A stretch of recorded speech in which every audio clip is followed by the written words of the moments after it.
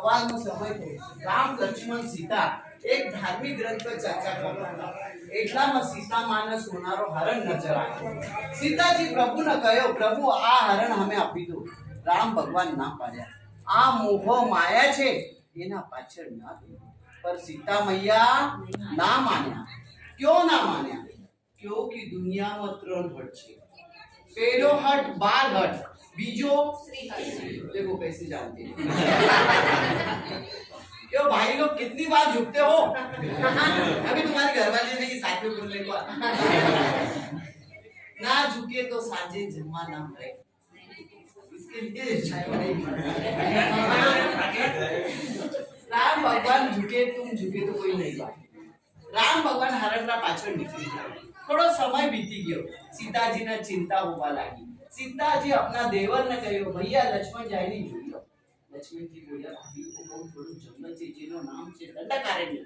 दंडकारण्य कौन है ये पता है आप लोगों को? दंडकारण्य राम जी का सौतेला भाई था. उसने एक गलत काम किया, इसी वजह से उसको श्राप मिला कि तुम्हारा विस्तार पूरे जंगल में होगा. नासिक पंचवटी से लेके रामेश्वर तक जंगल का होगा. तो इसका दंडकारण्य बोला जाता है. उस जमाने में मंदिर नहीं थे. बीच में हिंदी आ गई. कोई दिक्कत नहीं, चलेगा दौड़ेगा, कोई दिक्कत नहीं.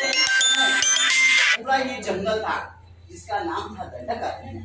तो लक्ष्मण जी ने कहा, भाभी यहाँ पे बहुत बड़े बड़े राक्षस है. सीता जी ने कहा, चलेगा तुम जाइए. उस जमाने में मंदिर नहीं था, सिर्फ इस तरह की झोपड़ी थी. झोपड़ी के सामने लक्ष्मण जी ने रेशा मारी और भाभी से कहा, भाभी ये रेशा पार मत करना. सीता जी ने कहा, ठीक है. दोपहर का समय हो गया. झोपड़ी के सामने एक महात्मा जी आए और कहने लगे, भिक्षा दे. सीता माँ भिक्षा देने चली गई. तो महात्मा जी ने कहा, तुम ये रेशा पार करो तो मैं भिक्षा लूंगा, नहीं तो नहीं लूंगा. सीता जी ने कहा, मैंने तो वचन दिया है अपने देवर को. उन्होंने वचन तोड़ के भिक्षा देने चली गई. पर वो कोई महात्मा जी नहीं थे. कौन था? रावण. उसने अपना रूप दिखाया और सीता जी का हरण हो गया. चातुर्मास हरण हुआ उस दिन मास का त्योहार. इसलिए गुजरात, राजस्थान और महाराष्ट्र में त्योहार के दिन शादी होने के बाद लड़की को ससुराल में विदा नहीं करते. चातुर्मास के 4 महीने सीता मैया एक जगह पे उन्होंने 3 तरह के दान, दीपदान, सुहागदान, भोजन में. ये दान की भूमि क्यों है? यहाँ राजा दशरथ का श्राद्ध हुआ था, इसलिए इसका. मैंने आपको कहीं कुछ करने को कहा क्या? कहीं भी नहीं कहा और आगे भी कहीं करना नहीं. इस जगह पे करोगे तो फायदे में रहोगे, क्योंकि मंदिर का निर्माण हो रहा है.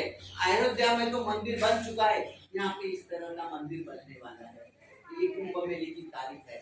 इस जगह पे रोजाना 11 ब्राह्मण भोजन करते हैं और कुंभ मेले में आने वाले साधु महात्माओं को रहने की और भोजन की व्यवस्था की जाती है. इसलिए यहाँ पे दान कर रहे हैं आपकी इच्छा अनुसार. जबरदस्ती यहाँ कहीं नहीं करोगे, फायदे में रहोगे. बोलना मेरा काम है, मानना न मानना ये आपके है. आपके कर्म आपके साथ रहेंगे. उसके बाद यहाँ पे तुम एक बार जय सिया राम बोलोगे तो 108 बार तुम माला